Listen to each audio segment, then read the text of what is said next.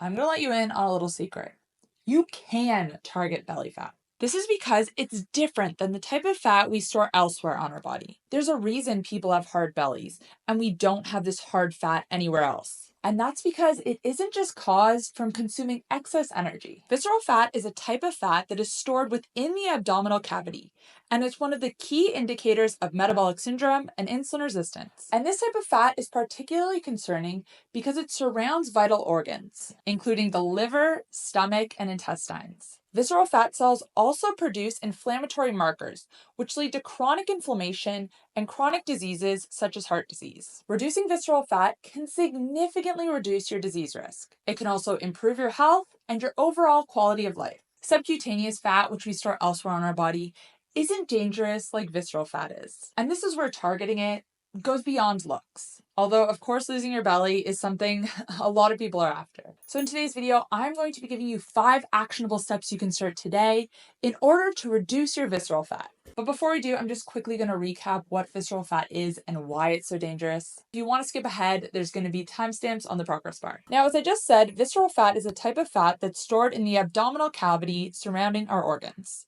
The other type of fat is subcutaneous fat, which is stored just beneath our skin in various areas around the body. Subcutaneous fat is considered to be good fat. It's basically just our body's stored energy supply, and having some level of subcutaneous fat is normal and healthy. Any fat you can pinch on your body is subcutaneous. Visceral fat, on the other hand, is hard. You can't pinch it. Large amounts of it will result in a protruding belly. However, you can still have visceral fat internally and have subcutaneous fat on top. So even if your belly fat is squishy, there could be visceral fat underneath. But with that out of the way, let's get into the 5 steps you can take to reduce it. And make sure to stick around until the end because the last one you might not expect. Number 1 is to reduce fructose. Fructose is a type of simple sugar that makes up 50% of table sugar and is also found naturally in fruit. Fructose has to be processed by the liver, whereas glucose, which is a different type of sugar, doesn't. Glucose can be used immediately for energy. Now, because fructose has to be processed by the liver,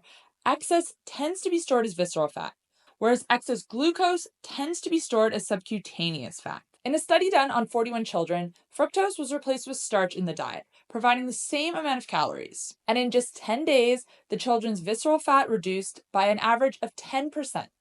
And this just goes to show it's not all about calories. These children were eating the exact same amount of calories and the exact same macro split. The only swap was starch instead of fructose. Now, the main source of fructose in our diets is from sugar-sweetened beverages and fruit juice. These drinks allow us to consume massive amounts of fructose that we wouldn't be able to consume from whole food sources such as fruit. The average American consumes between 85 to 100 grams per day. That's equivalent to 25 teaspoons of sugar. Now, of course, pop is a huge problem here. A bottle of Coke has 35 grams alone, but fruit juice is also a concern. You're always going to be better off eating the fruit whole than drinking its juice. Number 4 is to increase stearic acid in your diet. Stearic acid is a type of saturated fat that has been associated with fat loss and specifically visceral fat loss. Stearic acid is found in animal fat. You can find it in foods such as tallow and butter, and also some fatty plant foods such as cacao butter. In a study done on mice, where mice were fed either a diet enriched with stearic acid,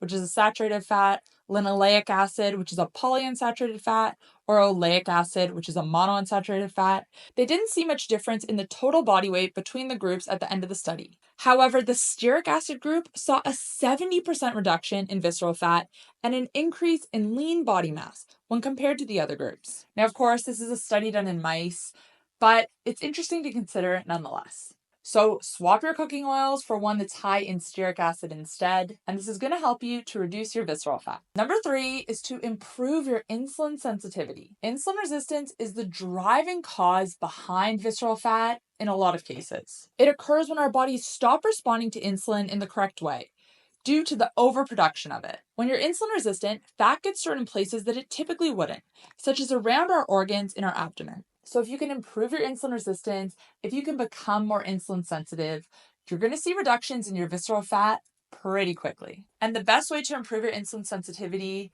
is through the food on your plate. You want to be consuming mainly foods that don't require a lot of insulin to process. This allows your body to become more insulin sensitive once again. And I'll link a video on some of the best foods you can eat up above. Number 2 is to reduce your alcohol intake. Visceral fat is also highly associated with excess alcohol consumption. Like fructose, alcohol has to be processed by our liver, and excess consumption can lead to more fat being stored in the abdomen. It is well documented that people who drink more also have a larger waist circumference. And I think most people know this subconsciously. We often refer to this type of fat accumulation as a beer belly, and that's not a coincidence. So cutting back on your alcohol consumption can help a lot.